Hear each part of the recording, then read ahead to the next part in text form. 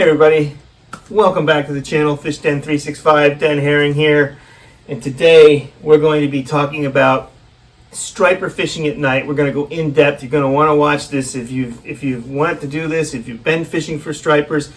There's going to be something here for you. If you've never caught a striper at night and you want to do some night fishing for stripers and you want to put yourself in position to catch fish, this is the video for you, because I'm going to go into detail, full tutorial about how to go about catching these fish. Come on, let's go.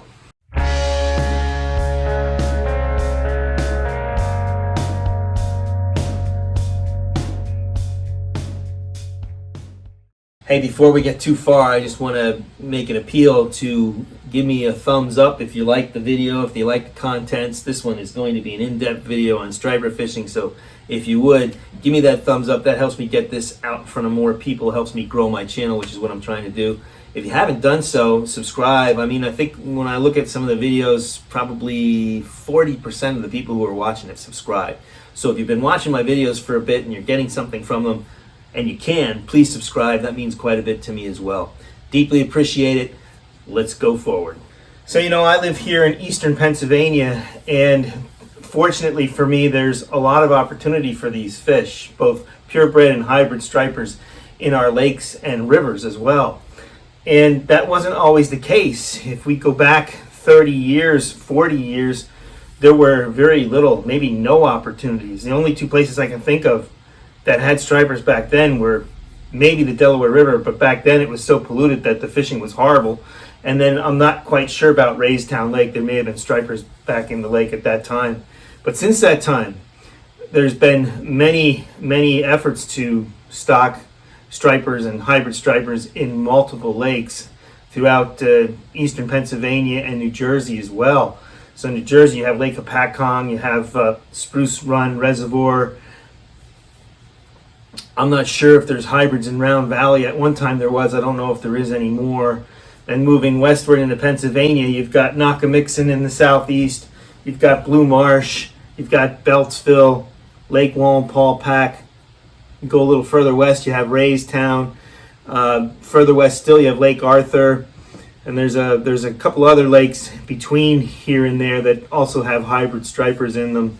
So there's a lot of opportunity for these fish. And this video is going to be about both catching purebreds and hybrids, because they do a lot of the same kind of things. They're very, they're related to one another. A hybrid striper is a cross between, in Pennsylvania anyway, it's a cross between a female striped bass and a male white bass. And so that makes the striper, the hybrid striper, they have something called hybrid vigor. Usually when you hybridize species like the tiger muskie, which is a hybridization between a muskellunge and a northern pike. Same thing happens there. They call it hybrid vigor, where the hybrid tends to be more aggressive and and easier to catch as a result. And so I think that's probably the case with hybrids, although purebred stripers aren't difficult to catch either if you know how to do it and what you're doing. So the best way that I know to catch these fish is to fish during the bait fish spawning time of the year. And so in all of these lakes that we've mentioned, there are bait fish like alewives and gizzard shad, and they spawn in the spring. In the Delaware River, you have a lot of bait that runs up the river and runs down the river again in September. So a similar thing is taking place in the rivers as well, as far as springtime being a good time to fish for these for stripers. And in the lakes here, most of the lakes have what we call alewives. Some people call them sawbellies or herring. It's a type of bait fish that is very prolific, and oftentimes stripers and hybrids are stocked just to control those types of populations. And so they're in almost every lake that we've mentioned, right? They're in Nakamixon, they're in Wallenpaupack, they're in Beltsville, they're in Blue Marsh. They're in almost all of they're over there in Spruce Run in New Jersey. They're out at Raystown.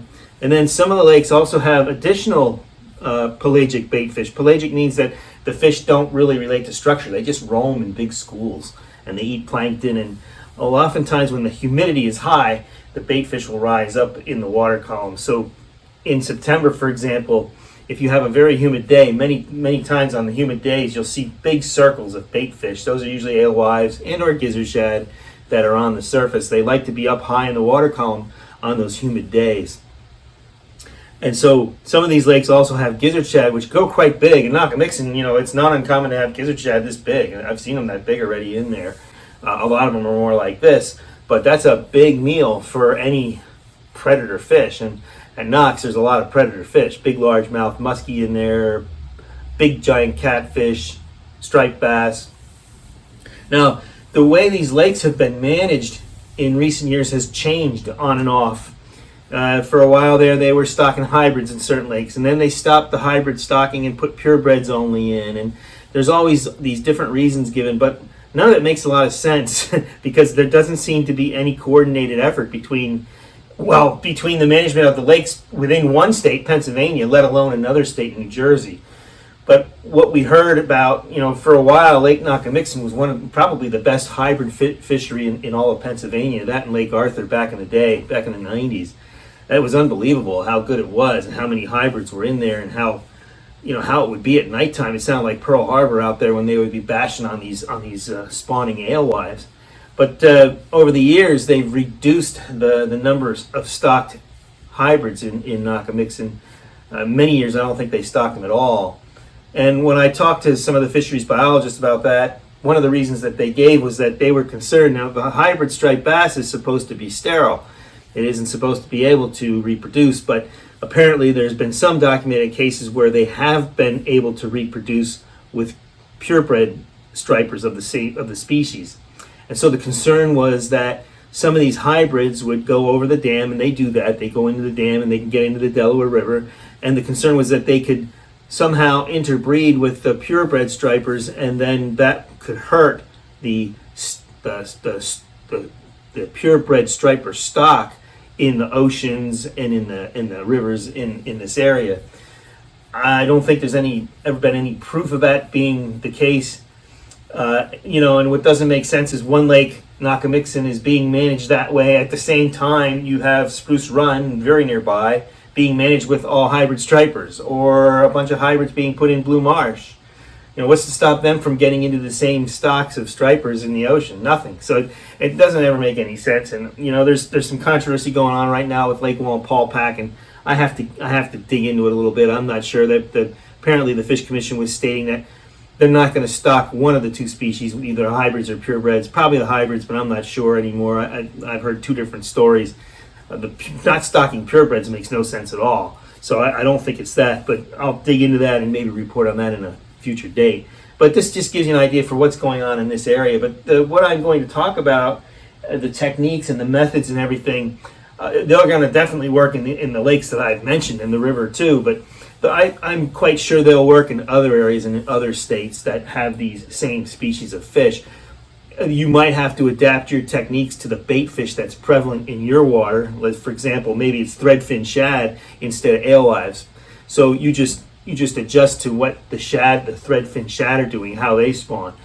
What the alewife does is they spawn at night, and that begins usually in May, usually pretty early May as that water's warming up into the 60-degree range, 60, 65.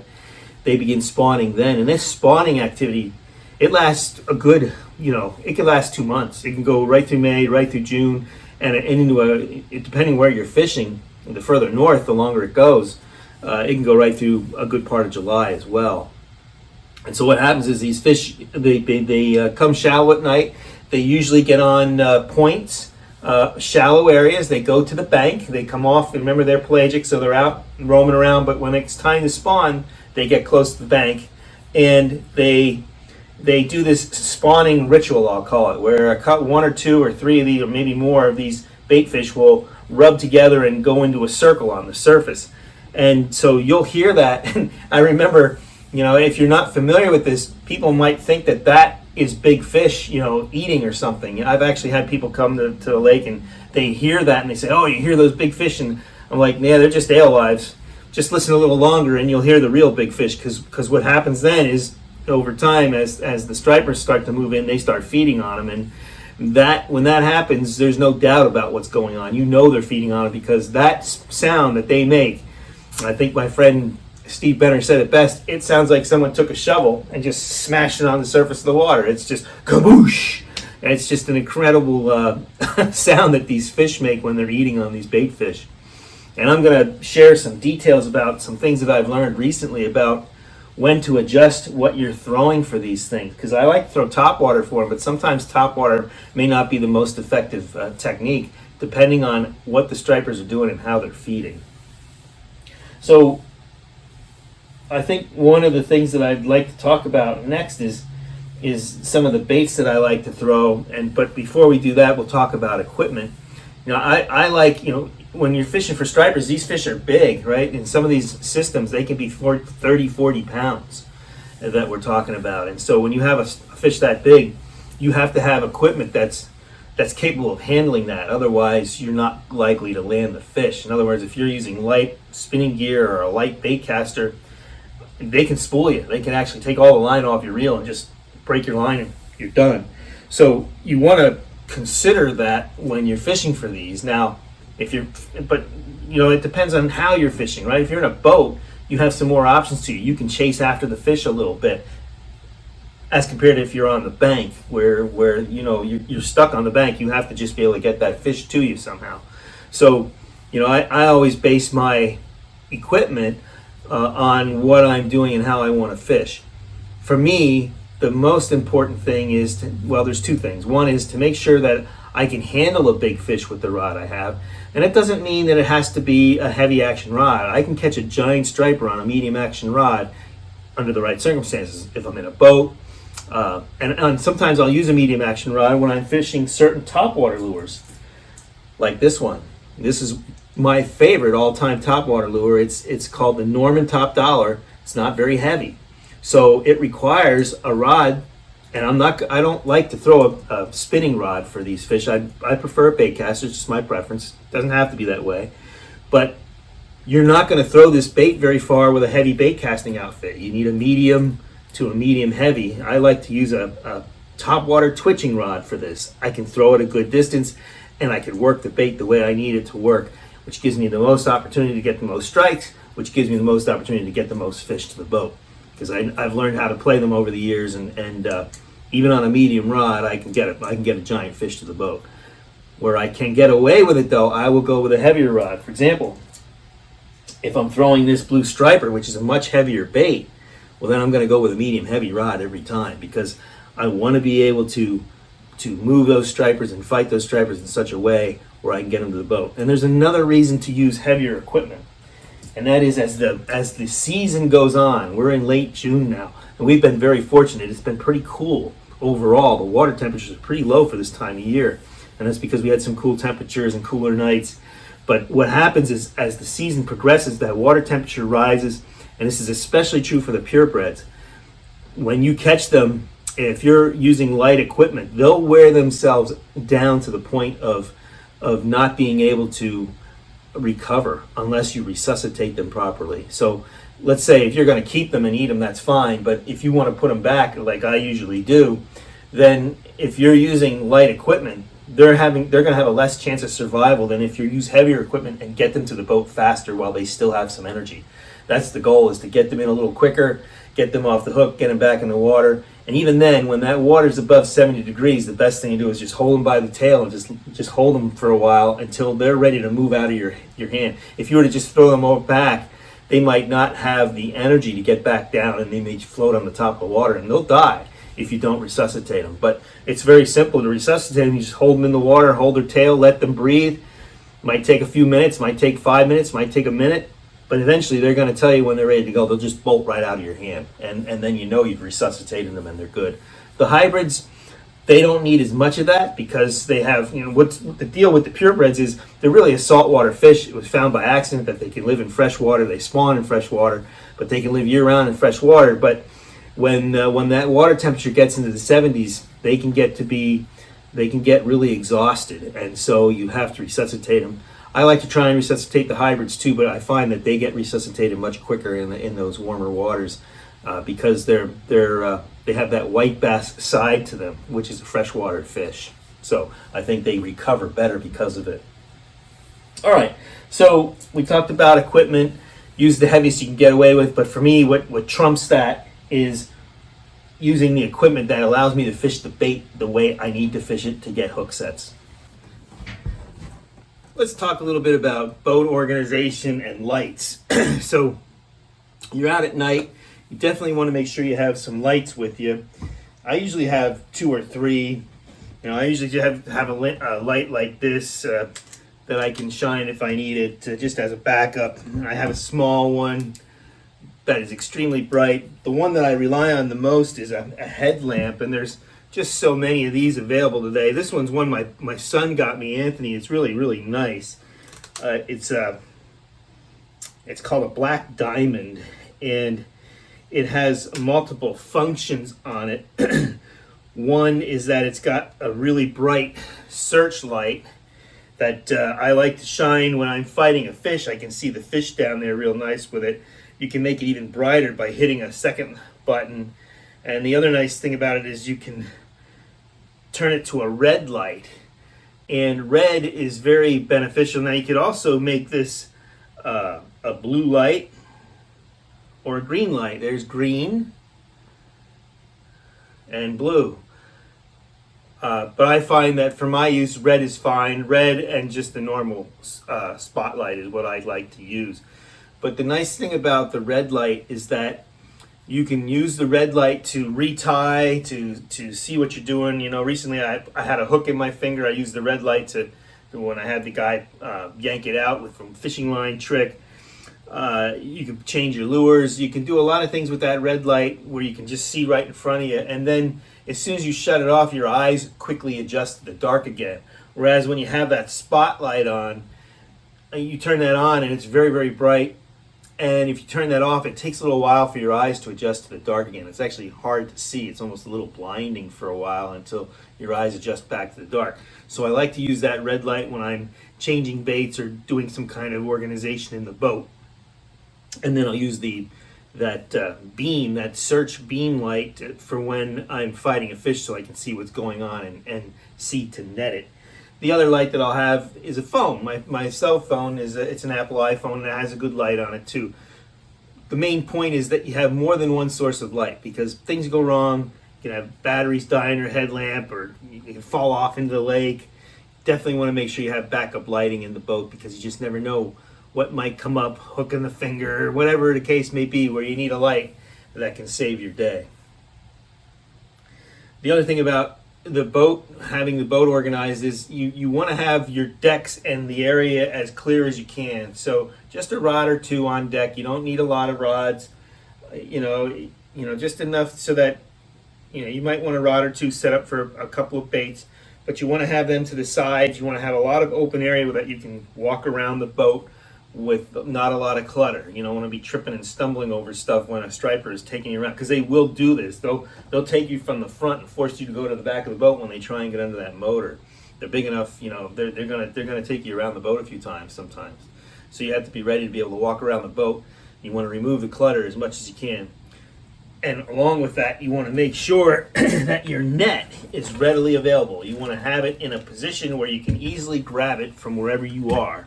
You don't want it buried under a bunch of stuff, because that's a good way to lose a fish. When it's time to finally net that fish, you can't get the net when you need it. Always have it readily available and ready to go, and you'll be much more likely to catch your fish of a lifetime.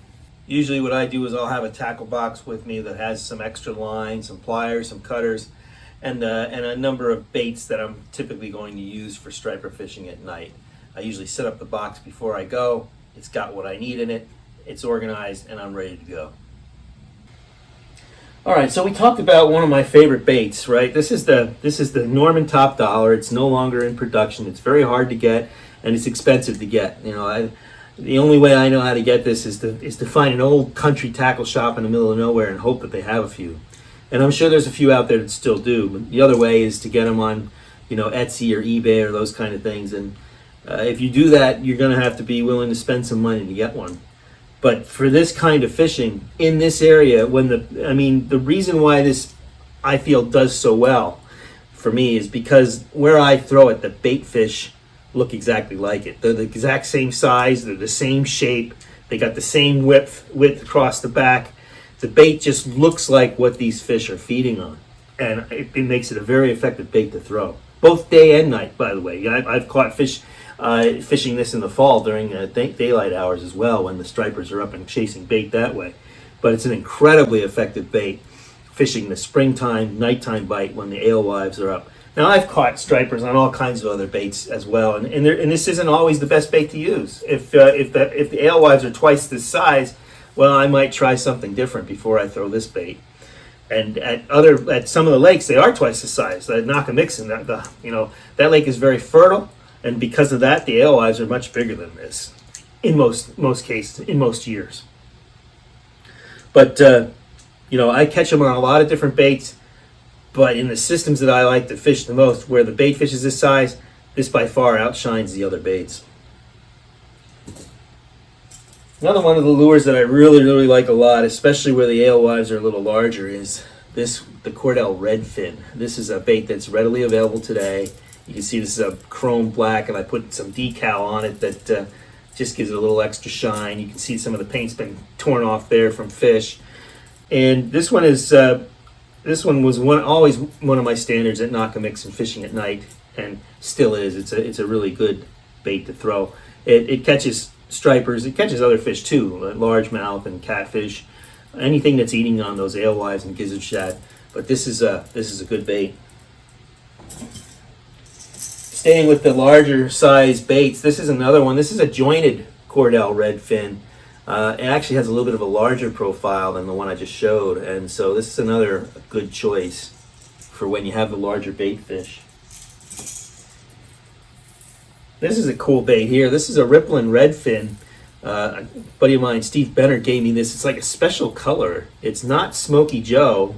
It's got kind of like a purplish back and a pearlescent sides, and it's got the red gills. Really nice colored bait there. Really like that one. And so this is good when you have the alewives that, this is a good in-between lure, right? It catches them at paw pack because the alewives are about this size. But in lakes where they grow a little bit bigger than paw pack, but not quite as big as Knox, like maybe Blue Marsh, and over there in Jersey, you got Spruce Run. This is a great bait to throw in those environments. And the way I like to fish this is I take that middle hook off. There's no point in having 3 hooks on a bait this small with fish this big, and I like to let it out. I'll let it sit out there on the surface. And sometimes you can just kind of bob it on the surface and they'll eat it that way. And then if that doesn't work, I just reel it back real slow till it makes a wake like it's injured. And that tends to work very well. So another good one. This is a Bomber Long A, and I specifically like that color. It's got that scale pattern inside of it, and it has a nice shine. I like to fish this at night. Another good bait to wake on the surface. Just getting back to this top dollar, I didn't explain that there's 2 ways I fish this. One is I'll throw it out. What I like to do is I like to position myself so that I can get to a cast to where these fish are blowing up, right? So you have one blow up here, you got one blowing up over there, and oftentimes they'll blow up more than, it seems to me that the same fish may be blowing up more than once, or there might be 2 or 3 fish near each other, and they'll blow up. And they're feeding, and they'll blow up again, and they'll blow up another time, and then it'll be quiet. Sometimes maybe for 15, 20 minutes, and then the whole cycle starts up again. So when that's happening, I like to position myself to be able to cast where some of these blow-ups are taking place. That way I know I'm throwing my bait where one of these fish is nearby. And so I'll throw this thing out there, and the first thing I'll do is let it sit, because sometimes they'll just come up and they'll smash it. I might even just jiggle the rod a little bit just to make it move a little like this. Then if that doesn't work, or if that doesn't catch a fish, what I'll do is I'll do a real light twitch. Less is more with this bait. It's just twitch, twitch, twitch. Very slow cadence seems to work best for me. And now some nights it might require something different, but more nights than not, it's that very slow cadence that seems to drive them crazy. And boy, when they blow up on it, they just explode all over it. And it is a lot of fun.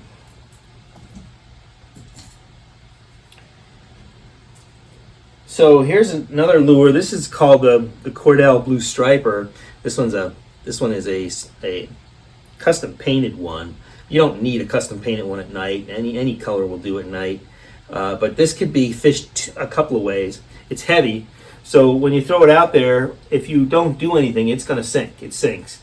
But as soon as you begin reeling it in, it comes right up to the surface, and you can actually make this wake on the surface. And so you can fish it that way, or you can fish it slightly under the water. And this is really probably one of the first, if not the first, glide baits ever made. It has that glide bait action where it makes that big S turn in its action. Works good as both a topwater and underwater. So I've talked about fishing a couple other top waters. I don't have one with me to show you at the moment, but one is the Strike King Sexy Dog. That one I like to do a little bit faster cadence when I'm twitching it than the Top Dollar. I'll usually use that when there's a little bit of wind, when there's a little ripple on the water, and so that one will be twitch, twitch, twitch, where I'm just making that thing dance back and forth. Another lure very similar to it is the Reaction Innovations Vixen. Both those baits I've done very well with fishing on evenings where there was a little bit of wind in the water, a little bit of ripple or waves. Now here's a lure that I started playing with this year. This is not a topwater lure. It won't stay on the surface. It will when you first cast it out there. It might just sink a little bit underneath. It tends to suspend a bit, but it really doesn't go down much at all. It's called a Berkeley Juke. And I just happen to have one of these Berkeley Jukes in my arsenal. I don't remember where I got it from. I'm not quite sure. But I had it ready to go with the hooks hanging on the wall here. And when I saw the shape of that bait, I thought, hey, that's got that alewife shape to it. I'm going to take it up with me. And so I got to fishing it this year. And man, I tested it first. I have a pond nearby. And I tested it at the pond, and I really liked what I saw, how it worked in the pond. It just has a really good natural action to it. Just reeling it in steady. Very good, not too wide of a swing. It's got a good wobble this way. It just looks like how you would expect or how you would see these bait fish swimming. And then if you go to jerking it, it has a really good jerk bait action as well. But at night, when I fish this bait, I just throw it out there and I just reel it back. Keep my rod a little high. I don't want it to be, it goes under the water. I want it to be about a foot, no more than 2 feet down, and I'm just reeling it real slow, where I can feel it working. And I used it for the first time this year, and man, I mean, it was crazy. I caught I got one on it, I lost one on it, I caught another one on it, and then I had a huge fish on it, a big purebred, and it was taking me back and forth on the boat, around the boat, and my brother was with me that night, and I needed to get around him to get to the back of the boat. And I said, I'm going to go around you. And I didn't want to run over him. He's got a problem with a hernia, and I didn't want to just bash into him. So I thought, well, I'll go around him and lift the rod up over him. So I said, I'm just going to lift the rod up over him. Well, I lifted the rod up over him as I was coming to the back of the boat, and I pressed my thumb on the spool. And right as I did that, this striper made a huge, powerful run. And it snapped my line. It broke my line. I had no chance. I just had to get around my brother, and I couldn't do it in time, and I lost that fish. And I lost the lure, and it was the only one I got, the only one I had at the time. But because of that night and all the action I had on the lure, I quickly bought a bunch more, and this is one of them. This is a black with like chrome sides and white belly. I got multiple colors. Just to give you an idea how much confidence that night gave me in this lure, I bought 17 of them. And now I gave a few of them to my brother, but I bought a bunch of them. And the thing about it is, I'm afraid they're not going to be available much longer. This bait doesn't seem that, I don't think it really ever took off or caught on. There were a lot of pros that were selling it back like around, 2017 or so when it first came out. And they seem to really like the bait. And I see what they like in it because it looks really good. But if you want to try this bait, I would suggest that you buy it now because I don't know how long it's going to be available. I have a feeling it's going to go off the market. I've never heard anything about it. I did do a couple searches on it and found some people who really liked it for like fishing weak fish and redfish and that kind of thing. So I know it's been effective for others, but man, this bait really got me excited with the fish. One of the fish hit right at the boat and it created a huge melee. I'll play that for you right now. Listen to this. you'll hear the line, my rod and the drag going out as I'm fighting this fish.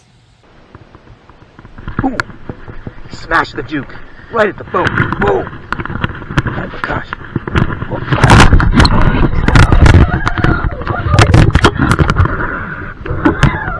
He hit right at the boat. I got lucky. I still have a hook. The juke. They went the juke.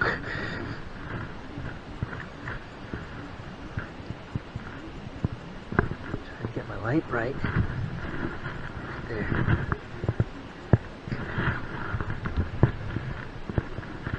I see him out there. It looks like hybrid.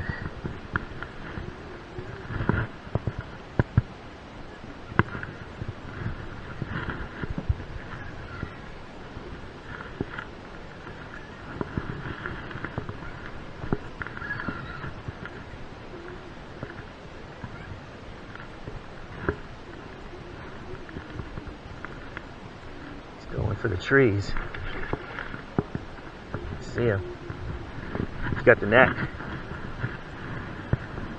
Oh, let's go for the boat. Right here.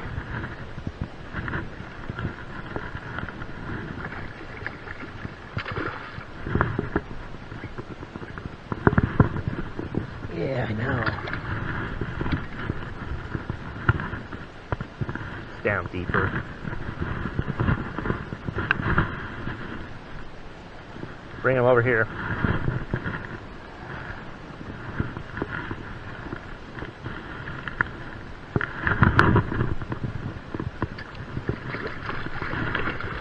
One of the hooks came out. Got him. Whew. I gotta go up front with him. Get out of your way. Oh, thank you. I don't. It's the only one I ever saw. I don't think they... Well, I don't know.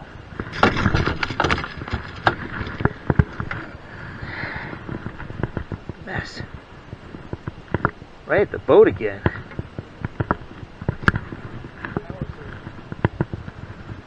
I'm lucky he didn't get off. There's those coyotes again. He's hooked bad. I don't want to hook myself.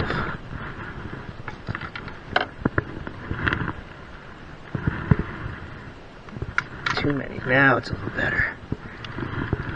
Let's see. One left. That's a good situation now.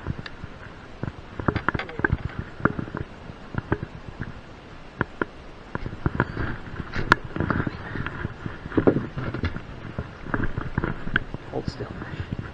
I'm gonna let you go. I'll let him go. If you do. Wait. Okay.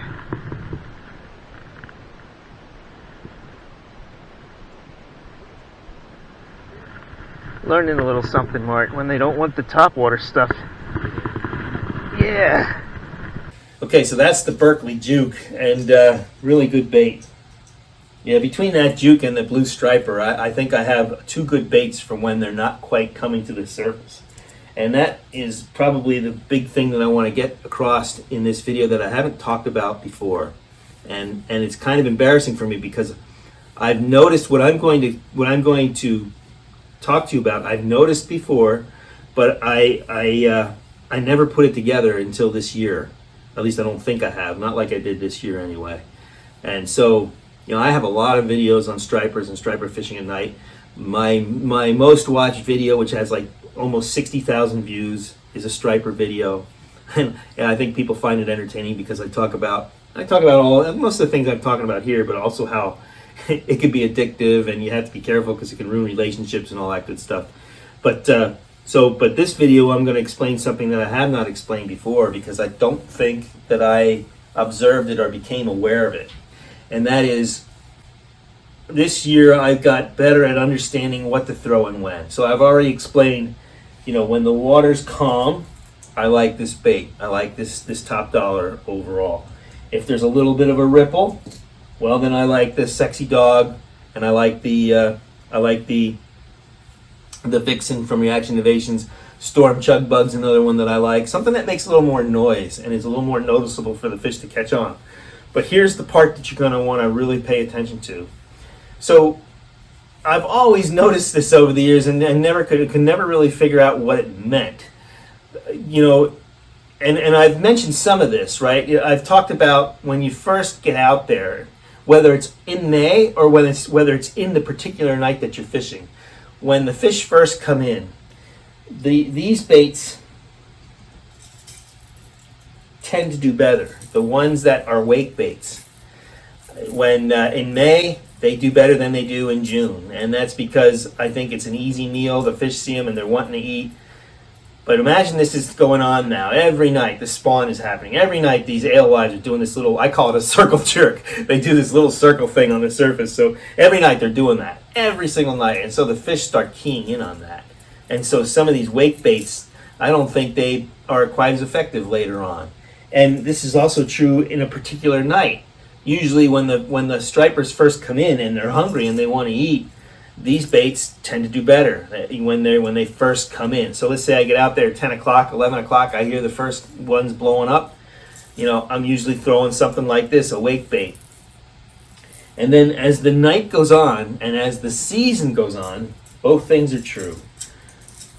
You'll begin to notice some things. One of the things that I've noticed on some nights is that you'll hear the bait fish do their circle, and then boom, right after that circle, something just eats them. Something blows up on them. And you'll notice this time and time again. You'll hear the circle, boom, over here. You'll hear a circle, boom, circle jerking alewife over here, boom. As soon as they're in the middle of that circle, or as soon as that circle ends on the surface, that's when they get eaten. When that's happening that way, I don't have a better bait than this one. Or the other, or if there's a little bit of wind on the water, like I mentioned, the sexy dog and the Vixen. I imagine Zara Spook would do good too, especially the Super Spook Junior, because that makes similar noise. These baits tend to do much better when they're focusing in, because the way these baits are acting is they're turning and they're doing a little bit of that circle, right? It looks like that bait fish that they're keying in on. So that's something to pay attention to. If you hear that, if you hear those fish keying in on you hear the circle and then boom, okay, you kind of have a clue as to what to throw. But there are other nights, or even the same night where it changes sometimes, where you'll hear the boom, you'll hear the smash, but it doesn't seem to be related to any fish doing any circling. Like you'll hear it here, you didn't notice any circling, you'll hear, there's circling going on, the bait fish are out there and they're doing their thing. But the ones that are getting eaten are not doing that circle jerk. They're just getting eaten. And I don't know if it's, I think it might be that they're still up near the surface and they're maybe just getting ready to start and they get slammed. Or the fish just don't give them a chance to do it and they get slammed. I'm not sure. But on those nights, when that's going on, I've noticed that it's much more difficult to get them on these walk the dog type baits. They just don't seem to be as effective when you don't hear the fish bashing on the exact circle of the bait fish.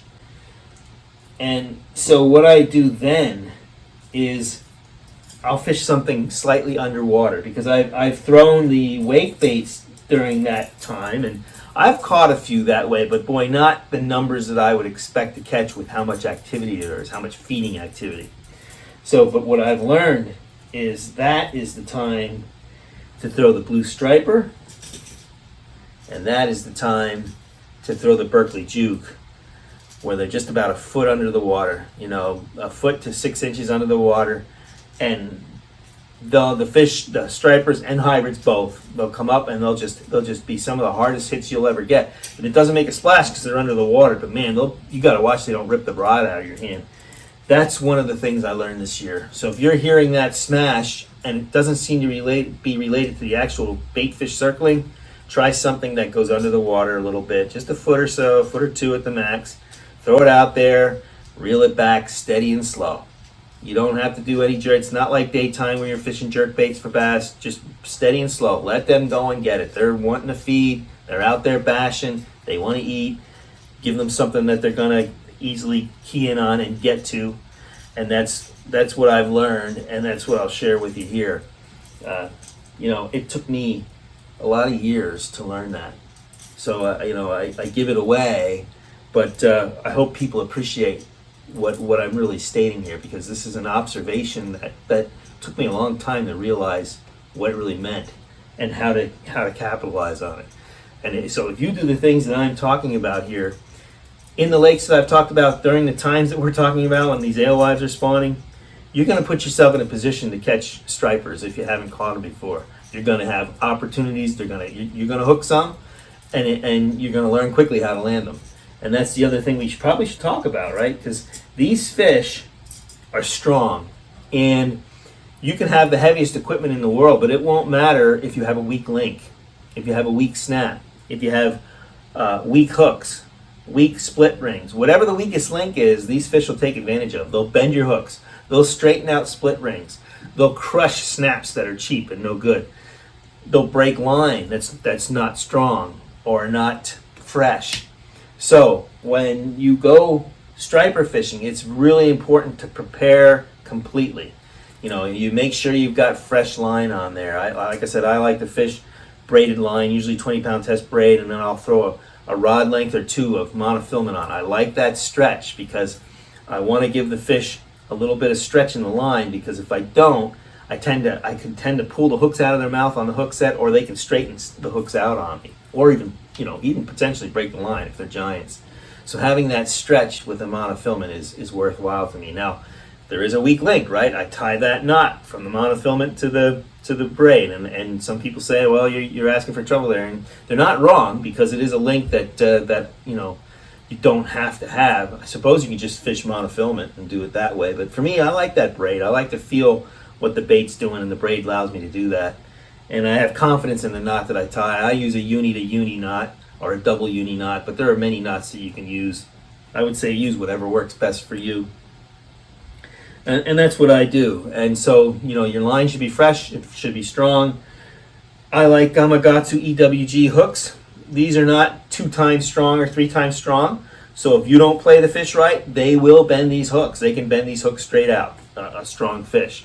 You have to have your drag set in such a way where when that fish makes a run, it can go, because something will give. If it makes a run and it's a big enough fish, and you don't have your drag set where that fish can move, take some line, something will give. It'll break your line, it'll break a hook, it'll something bad will happen. So you have to set your reel in such a way where the drag will come off pretty good. These are treble hooks.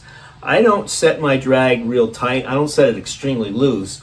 The fish has to work to get the line off the reel, but I don't want it too tight, because I'll tell you what can happen then. Oftentimes these fish, the first thing they do is they blow up on the bait and they run, and they usually run away from you. But at some point during the fight, oftentimes they turn around and they come right toward you, and they're running fast. And you have to keep up with that, right? Because if you don't, you'll have slack in your line and they'll come off. And then usually what they'll do is, if you're in a boat, they'll go down and they'll try and get under the boat, especially when you shine that light on them for the first time and you have your net ready. Down they go. And so you have to have your drag set up in such a way where the line can come off your reel, even though your rod is bent right underneath you here. So that's how you set that drag. Make sure that line can come off the reel in that circumstance, because if it doesn't, they're going to break something going down under the boat on you. They're going to bend a hook out, or break your line or whatever. So you have to have that set up right.